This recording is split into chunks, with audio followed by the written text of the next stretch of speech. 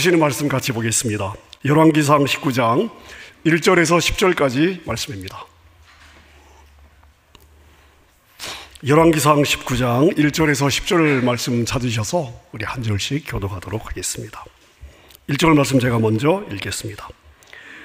아합이 엘리야가 행한 모든 일과 그가 어떻게 모든 선지자를 칼로 죽였는지를 이세벨에게 말하니 2절 이세벨이 사신을 엘리야에게 보내어 이르되 내가 내일 이맘때에는 반드시 내 생명을 저 사람들 중 한 사람의 생명과 같게 하리라. 그렇게 하지 아니하면 신들이 내게 벌 위에 벌을 내림이 마땅하니라 한지라. 그가 이 형편을 보고 일어나 자기의 생명을 위해 도망하여 유다에 속한 브엘세바에 이르러 자기의 사환을 그곳에 머물게 하고 광야로 들어가 하루길쯤 가서 한 로뎀 나무 아래에 앉아서 자기가 죽기를 원하여 이르되 여호와여 넉넉하오니 지금 내 생명을 거두시옵소서. 나는 내 조상들보다 낫지 못하니이다 하고 로뎀 나무 아래에 누워 자더니 천사가 그를 어루만지며 그에게 이르되 일어나서 먹으라 하는지라. 번즉 머리맡에 숯불에 구운 떡과 한 병 물이 있더라. 이에 먹고 마시고 다시 누웠더니 여호와의 사자가 또 다시 와서 어루만지며 이르되 일어나 먹으라. 내가 갈 길을 다 가지 못할까 하노라 하는지라. 일어나 먹고 마시고 그 음식물에 힘을 의지하여 40주 40야를 가서 하나님의 산 호렙에 이르니라. 엘리야가 그곳 굴에 들어가 거기서 머물더니 여호와의 말씀이 그에게 임하여 이르시되 엘리야야 내가 어찌하여 여기 있느냐. 함께 읽습니다. 그가 대답하되 내가 만군의 하나님 여호와께 열심히 유별하오니 이는 이스라엘 자손이 주의 언약을 버리고 주의 제단을 헐며 칼로 주의 선지자들을 죽였음이오며 오직 나만 남았거늘 그들이 내 생명을 찾아 빼앗으려 하나이다. 아멘. 코로나 바이러스 2년의 시간을 지나면서 가장 많이 듣는 단어 중에 하나가 디프레션이라는 단어입니다. 사람의 마음이 가라앉는 거예요. 우울해진다는 거죠. 그래서 요즘 정신건강 해가지고 이 우울증에 관한 많은 책들과 또 이야기들을 저희가 듣고 있습니다. 마음이 우울해진다 정도의 차이는 있지만 한 번도 경험해 보지 못한 여러분들은 없으실 것 같습니다. 우리가 신앙생활 하면서 영적인 침체에도 얼마든지 빠질 수가 있습니다. 영적으로 기운을 잃어버리고 영적으로 힘을 잃어버리는 거죠. 자, 영적 침체는 병이 아닙니다. 스피리추얼 디프레션, 병이 아니에요. 누구나 경험할 수가 있습니다. 하지만 영적 침체가 길어지거나 이것이 계속해서 반복적으로 다가온다면 심각하게 자기 자신을 돌아볼 필요가 있습니다. 특별히 코로나 바이러스로 혼자 있는 시간이 많아지고 그리고 함께 모여서 예배드리고 또 교제하는 일들이 약해지면서 이런 영적인 침체를 경험하는 성도님들을 많이 보고 있습니다. 자, 오늘 저희가 열왕기상 19장을 읽었는데요. 오늘 본문에 영적 침체에 빠진 엘리야 선지자를 저희가 볼 수 있습니다. 자, 엘리야 선지자가 누굽니까? 북쪽 이스라엘 아합 왕과 이세벨 왕비에 맞섰던 믿음의 거장이고요. 그리고 바알 선지자 450명, 아세라 선지자 400명, 850대 1로 갈멜산에서 여호와의 불을 내려 우상 선지자들을 진멸시켰던 위대한 믿음의 사람입니다. 자, 그런데 이 갈멜산의 승리 직후에 왕비 이세벨이 아합 왕으로부터 소식을 듣고 이 자기의 그 바알과 아세라의 선지자들이 죽임을 당했다는 이야기를 듣게 되고 이세벨이 엘리야 선지자에게 사자를 보내서 복수를 선포하게 됩니다. 자, 오늘 2절 말씀 제가 한번 읽어보겠습니다. 이세벨이 사자를 엘리야에게 보내어 이르되 내가 내일 이맘때에는 정녕 너의 생명으로 저 사람들 중 한 사람의 생명 같게 하리라. 그렇게 하지 아니하면 신들이 나에게 벌 위에 벌을 내림이 마땅하니라. 자, 여러분 아시겠지만 엘리야의 가슴에는 하나님을 향한 불타는 열정이 있었습니다. 하나님의 영광을 위해서 불의를 견디지 못하고 자신의 목숨을 기꺼이 내놓을 각오로 갈멜산의 전투를 치렀습니다. 자, 그런데 왕비 이세벨이 내가 반드시 24시간 안에 너를 죽일 거야 하는 말을 듣고 광야로 도망을 갔는데요. 자, 그곳에서 엘리야 선지자는 깊은 영적인 침체에 빠지게 됩니다. 엘리야의 이 영적인 침체가, 이 우울이 어느 정도였는가 하면, 주님, 저 더 이상 살고 싶지 않습니다. 제 생명을 거두어 주십시오. 저는 그냥 이 상태로 죽는 것이 낫습니다.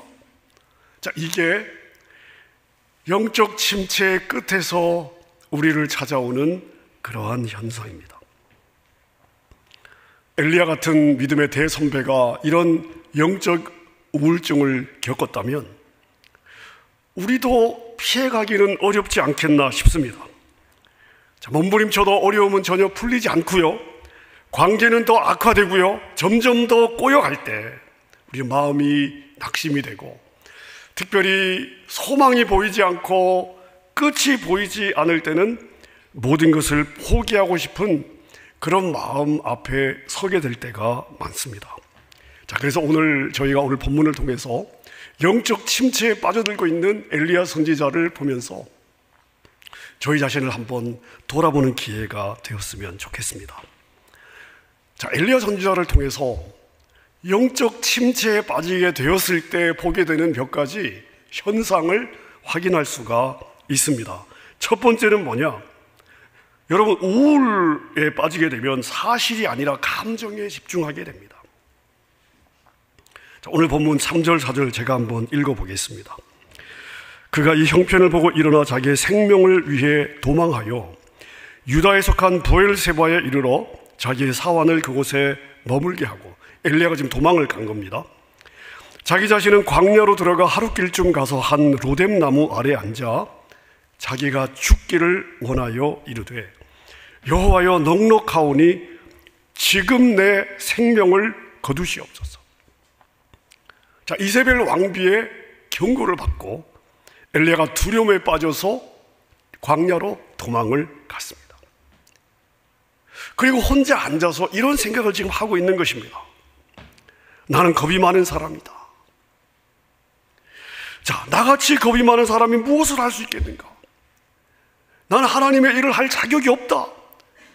내가 무슨 자격으로 내 주제에 하나님의 일을 하겠느냐? 하나님, 지금 짐도 너무 무겁습니다. 나를 데려가 주십시오. 여러분 생각해 보십시오. 이스라엘 백성들 중에서 엘리야를 별 볼 일 없는 사람으로 보는 사람은 아무도 없습니다. 모두 다 엘리야를 흠모하는 선지자로 지금 여기고 있습니다. 자, 근데 엘리야는 자기만 유독 자기 자신을 바라보면서 나는 아무것도 아닌 존재야, 보잘것없는 존재야, 하나님 그러니 내 생명을 거두어 주십시오. 자, 이렇게 하나님께 떼를 쓰고 있습니다. 여러분, 이것을 우리가 심리학에서 감정적 추리라고 이야기를 하는데요, 사람이 감정적 추리에 빠지면 이 감정적 추리인데 이걸 팩트로 자기 자신은 받게 되고, 이것은 그 사람의 내면을 파괴하는 강력한 힘이 있습니다. 우리 신앙생활 하면서도 이런 경험이 있지 않습니까? 하나님이 내 옆에 없는 것 같습니다. 사실은 내 옆에 계시죠, 항상. 하나님은 나를 떠나시는 법이 없으니까. 자, 근데 나는 하나님이 내 곁에 없는 것처럼 느껴지는 거죠.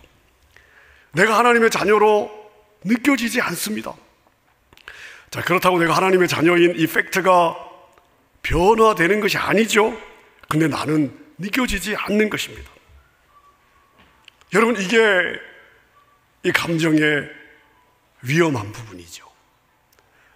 자, 감정은 하나님이 우리에게 주신 굉장히 중요한 요소입니다만은 그러나 감정은 팩트가 아닙니다.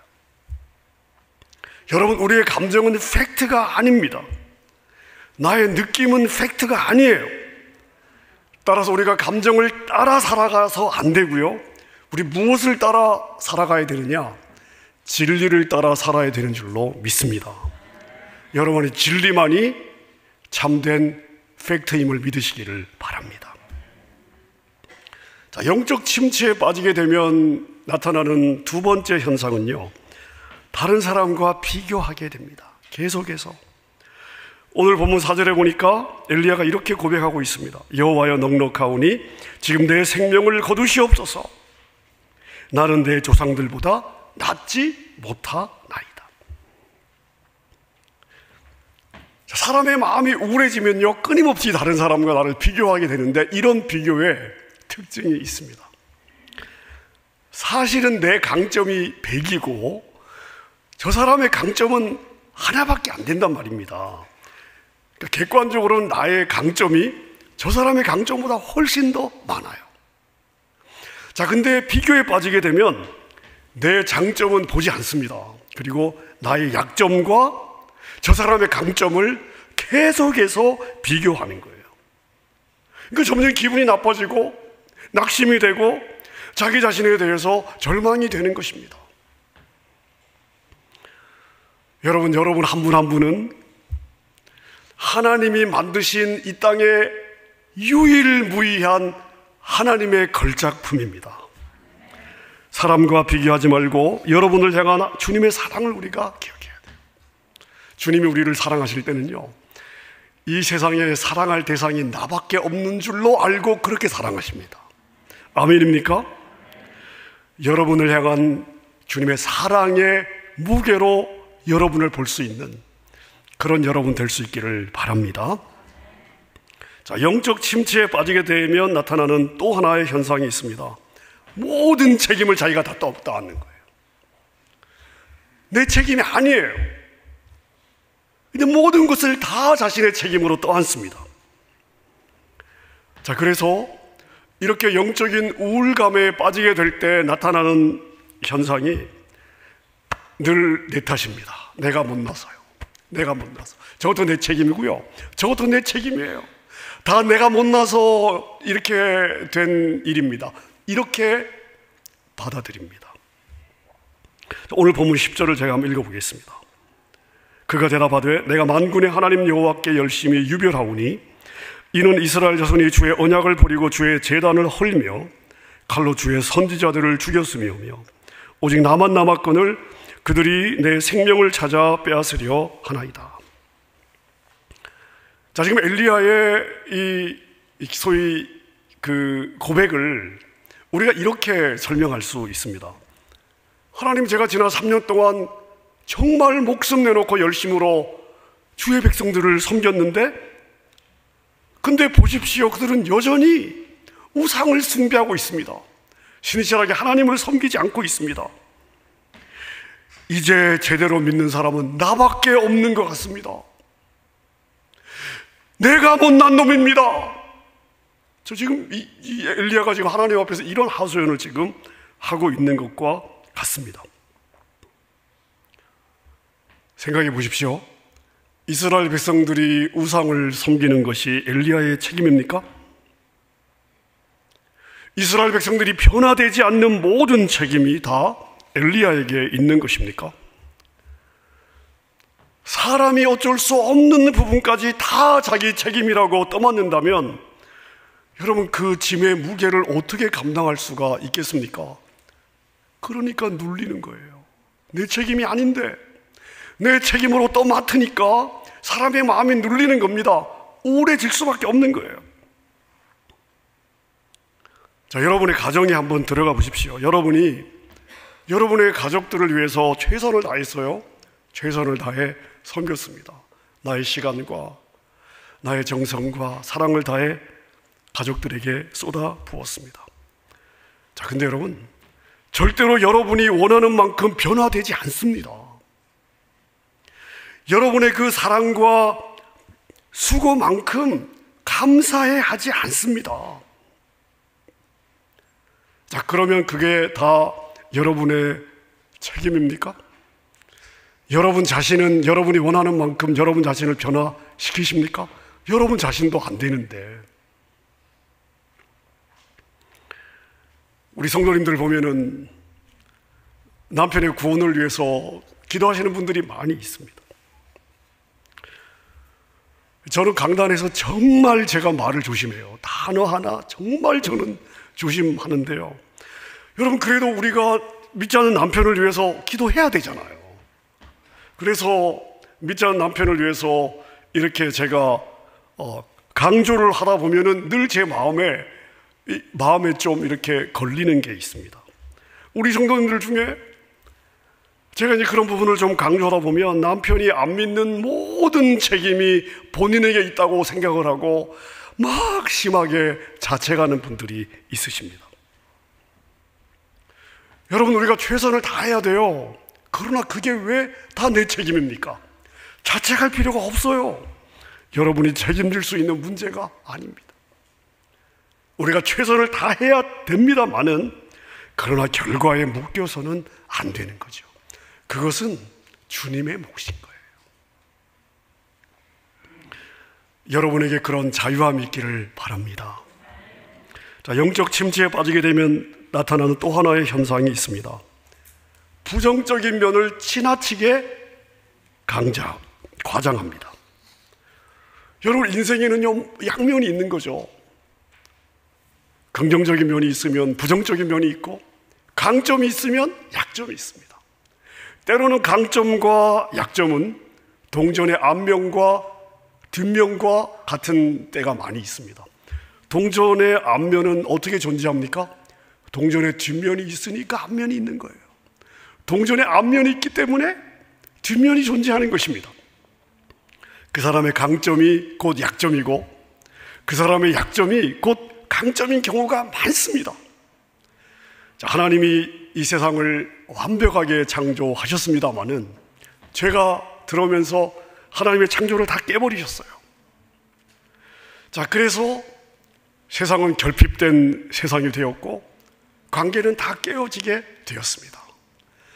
자, 근데 구원의 하나님께서 지난 인류의 역사 동안에 말씀을 통해서, 말씀의 종들을 통해서, 주님의 교회를 통해서, 주의 백성들을 통해서 하나님의 의도하신 완성을 향해 지금 회복시키는 과정에 있습니다.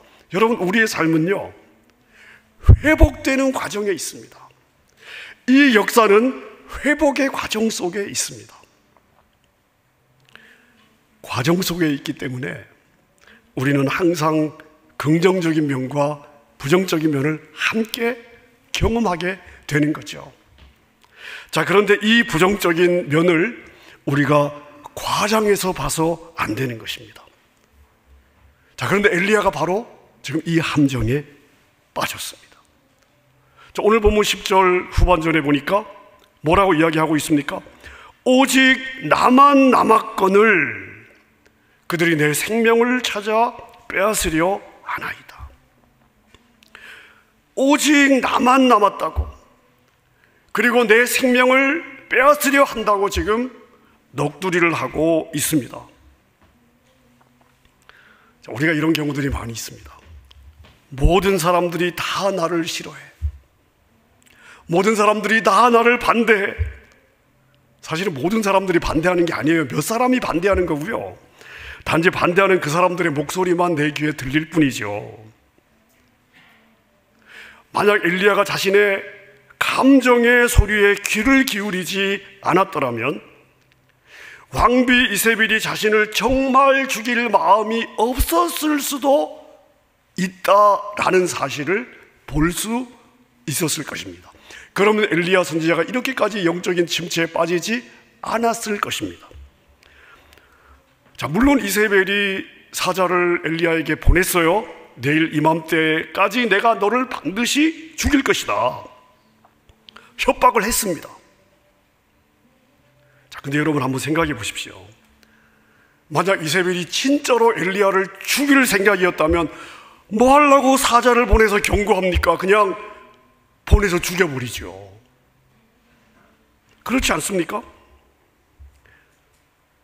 지금 이세벨은 엘리야의 영향력을 알고 있습니다. 엘리야의 하나님에 대한 두려움도 가지고 있습니다.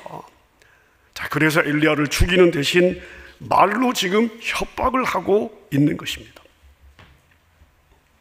사람이 우울감에 빠지게 되면, 스피리추얼 디프레션, 영적 침체에 빠지게 되면 언제나 부정적인 것들을 과장해서 받아들이게 됩니다. 부족한 부분만 눈에 들어오는 거예요. 모든 것이 잘 돌아가고 있습니다. 몇 개만 좀 삐걱거릴 뿐이에요. 엘리야 보세요. 모두가 다 하나님께 등을 돌렸다고, 모두가 다 지금 저 우상을 숭배하고 있다고, 하나님의 선지자들을 저 사람들이 다 죽였다고, 그 자기가 혼자 남았다고 생각하니까 마음이 얼마나 낙심이 되겠습니까? 하나님 뭐라고 말씀하십니까? 엘리야야, 착각하지 마라. 너 외에도 바알에게 무릎 꿇지 않은 70명이에요? 아닙니다. 700명이요? 아닙니다. 바알에게 무릎 꿇지 않은 나의 순결한 나의 군사 7,000명이 이 땅에 남아있다. 엘리야는 자신의 감정을 지나치게 과장하여 받아들였고요, 이것이 엘리야의 더 큰 영적 침체의 원인이 되었습니다. 자, 그렇다면 영적 침체에서 벗어나기 위한 대안은 무엇일까요? 하나님은 이런 엘리야를 지금 어떻게 다루고 있는지를 한번 보셔야 됩니다. 첫 번째는 뭐냐면요, 하나님은 엘리야의 육신의 필요를 채워주고 있습니다. 오늘 본문 5절에서 8절까지를 보면 하나님은 엘리야로 하여금 충분한 잠을 자게 하시고 천사를 보내서 엘리야를 따뜻하게 어루만져 주십니다. 그리고 숯불에 구운 떡과 한 병의 물을 먹이고, 그리고 나서 엘리야가 또 자요. 재워요. 자는 동안에 천사가 와서 또 엘리야를 어루만져 주고, 잠에서 깨어나니까 또 충분히 음식을 제공해서 엘리야로 하여금 안식하게 하고 휴식하게 하고 육신의 음식으로 몸을 보강하게 하고 있습니다. 자, 그러니까 엘리야의 이 영적인 침체임에도 불구하고 하나님의 첫 번째 대안은 뭐냐? 평안한 안식, 음식, 그리고 육신의 휴식이었습니다. 우리 목회 선배들이 항상 후배 목회자들한테 이런 이야기를 하거든요. 저도 많이 들었습니다. 체력이 영역이다. 여러분, 젊었을 때는요, 말은 맞잖아요. 젊었을 때는 이 말이 실감이 안 났습니다. 지금은요, 실감하고 있습니다. 체력이 영역입니다. 아멘입니까? 육신의 건강이 우리의 감정에 절대적인 영향을 미쳐요. 육신의 건강이 우리 영혼의 건강에 절대적인 영향을 미칩니다. 몸을 돌보는 거 중요합니다. 자, 영적 침체에 대한 하나님의 두 번째 대안은 뭐냐? 하나님은 엘리야의 좌절을 받아주셨습니다. 여러분, 그래서 우리는 우리의 좌절을 하나님께 맡겨야 돼요. 나를 누르는 나의 그 좌절의 이유들을 하나님께 맡겨야 되는 것입니다. 자, 몸이 회복된 엘리야에게 하나님이 이렇게 질문을 하십니다. 엘리야야, 어찌하여 내가 여기 있느냐? 너 왜 이 광야에 와서 혼자 이러고 있니? 너 왜 여기 있어? 이제 이런 질문이죠. 자, 근데 하나님께서 엘리야에게 질문하시는 이 질문의 진짜 의도 안에는요, 엘리야야, 너를 좌절시키는 것이 뭐냐? 너 왜 좌절하고 있는 거야? 너를 낙심시키고 있는 것이 뭐니? 무엇이 너의 마음을 그렇게 어렵게 하고 있는 거야? 자, 이렇게 질문하고 있는 것입니다. 그러자 엘리야가 9절 10절에서 이렇게 이야기를 하죠. 주님, 제가 지금까지 주님을 열정적으로 섬겼습니다. 자, 근데 이스라엘 자손들은 여전히 주님과 맺은 언약을 다 내팽개치고 예비하는 주의 제단을 허물고 주의 예언자들을 칼로 죽여버렸습니다. 이제 남은 홀로 남아있는데 그들은 지금 홀로 남은 내 목숨까지 죽이려고 혈안이 되어 있습니다. 여러분, 이 엘리야의 하소연이 왜 중요한가 하면요, 말이 되든 말이 되지 않든, 이게 이성적으로 맞는 말이든 아니면 감정적인 표현이든 상관없이 뭐가 중요하냐면요, 내 속을 누군가에게 털어놓는 것이 중요합니다. 지금 엘리야는 누구에게 자기의 속을 털어놓고 있습니까? 하나님께 털어놓고 있습니다. 하나님은 엘리야의 마음을 누르고 있는, 엘리야로 하여금 우울하게 만들고 있는 엘리야의 속에 있는 감정과 생각들을 다 쏟아내도록 질문을 하신 거예요. 그리고 하나님은 엘리야의 이러한 불평과 녹두리와 하소연에 전혀 놀라워하지 않으십니다.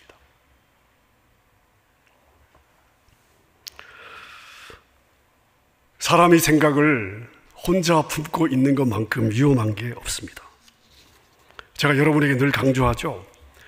혼자서 어떤 일을 깊게 생각하고 내리는 결론은요, 99.999999999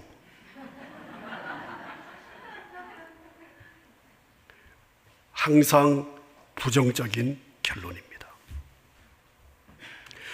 혼자 어떤 일을 깊게 생각하고 내리는 결론은요, 여러분, 그냥 거의 부정적인 결론을 낸다고 보시면 돼요. 그래서 누군가가 옆에 있어야 돼요. 옆에 둬야 돼요. 내 속을 털어놓을 누군가를 내 옆에 두고 있어야 됩니다. 자신의 속을 털어놓을 사람이 한 명만 있다면 그 사람은 행복한 사람입니다. 여러분, 적어도 한 사람에게는 털어놓을 수 있어야 됩니다. 물론 사람을 우리가 너무 믿어서는 안 되죠. 사람에게 속을 다 털어놓으면 나중에 흠이 될 수도 있지 않습니까? 하지만 우리 주님은 안전해요. 우리 주님은 안전합니다.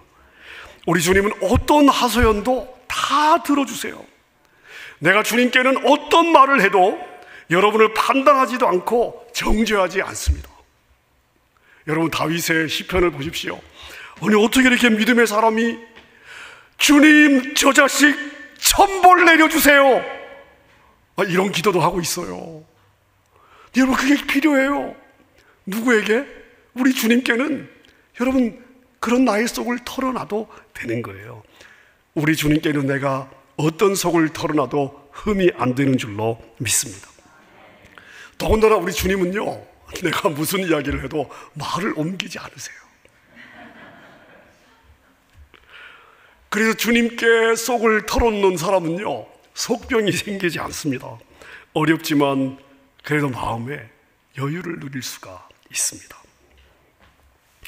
자, 영적 침체에 빠진 엘리야를 하나님께서 다시 한번 만지시는데, 세 번째로 다시 한번 엘리야를 사명 앞에 세워주십니다.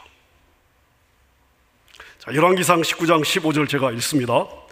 여호와께서 그에게 이르시되 너는 내 길을 돌이켜 광야를 통하여 다메섹에 가서 이르거든 하사엘에게 기름을 부어 아람의 왕이 되게 하라. 보세요. 너는 너의 길을, 자, 광야를 왔습니다. 하나님이 다시 그 돌이켜 광야를 통과하여 엘리야를 사명의 현장으로 보내시는데요. 엘리야가 누굽니까? 선지자입니다. 엘리야가 누구예요? 예언자입니다. 엘리야가 누굽니까? 하나님의 메신저예요. 이 땅에서 하나님 대신에 하나님을 나타내야 될 사람입니다. 엘리야가 이제 그 현장에서 광야로 도망온 거 아닙니까? 하나님께서 다시 한번 엘리야의 사명을 다시 확인해 주십니다. 여러분, 결국 영적 침체를 극복하기 위해서 우리는 다시 사명 앞에 서야 되는 거예요. 사명 앞에 설 때 여러분, 우리의 삶의 방향성을 놓치지 않고 달려갈 수가 있습니다. 나는 누구인가? 나를 부르신 분은 누구인가? 한 번밖에 없는 삶, 나는 무엇을 위해 살아야 하나? 하나님이 나에게 무엇을 기대하시는가? 이런 질문을 통해서 다시 한번 내가 달려가야 할 사명, 내가 목숨을 걸어야 할 사명을 붙잡을 때 우리는 전진할 수 있습니다. 말씀을 정리하겠습니다. 엘리야가 극심한 영적인 침체를 겪는 모든 과정 동안에 엘리야는 자신이 혼자라고 느꼈습니다. 마음이 우울해졌습니다. 낙심했습니다. 죽고 싶었습니다. 하지만 우리가 말씀을 통해 확인하듯이 그 전 과정 동안 하나님은 항상 엘리야 옆에 있었습니다. 동행해 주셨고 엘리야를 먹이셨어요. 엘리야를 돌보아 주셨습니다. 엘리야를 지켜주셨습니다. 여러분, 우리 평생에 영적으로 항상 충만한 사람은 없습니다. 존재하기 어렵습니다. 우리는 늘 업앤다운을 경험하면서 살아가게 되어 있습니다. 영적인 침체는요, 사람을 가리지 않습니다. 언제든지 우리를 찾아올 수 있습니다. 여러분, 그래서 우리가 기억해야 되는 거죠. 주님과 멀어지면 인간의 죄성이 나를 이끌어가는 것이고, 내가 주님과 멀어지면 나의 감정의 연약함이 나를 지배하게 되는 것이죠. 하지만 주님께 달려가면 주님이 나를 붙잡아 주시는 줄로 믿습니다. 주님이 답인 줄로 믿습니다. 여러분, 이 주님과 함께 영적인 침체 가운데서도 주님과 함께 걷고 주님의 손을 잡고 걷고, 그래서 한결같은 믿음의 여정 될 수 있기를 우리 주님의 이름으로 축원합니다. 함께 우리 찬양했으면 좋겠습니다. 사람은요, 마음이 상하면 때로 조롱하고 깔보고 비웃을 수 있습니다. 하지만 주님은 우리의 마음이 상하면 찾아오셔서 은혜를 주시고 마음을 새롭게 하시고 고쳐주시는 줄로 믿습니다. 이 주님 앞에 우리가 찬양으로 나아가도록 하겠습니다.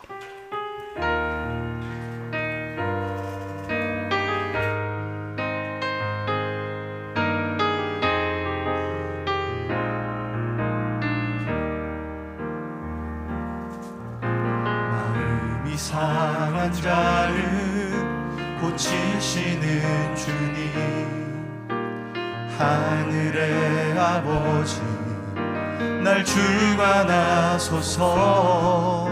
주의 길로 인도하사 자유케 하소서. 새 일을 행하사 분케 하소서. 마음이 상한 자를 상한 자를 고치시는 주님, 하늘의 아버지 날 주관하소서. 주의 길로 인도하사 자유케 하소서. 새 일을 행하사 분케 하소서. 줄이고 목이 마르니 성령의 기름 부으소서.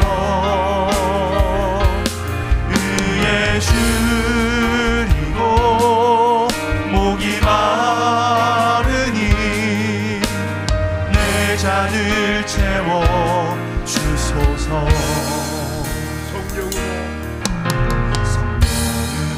채우사 주보게 하소서.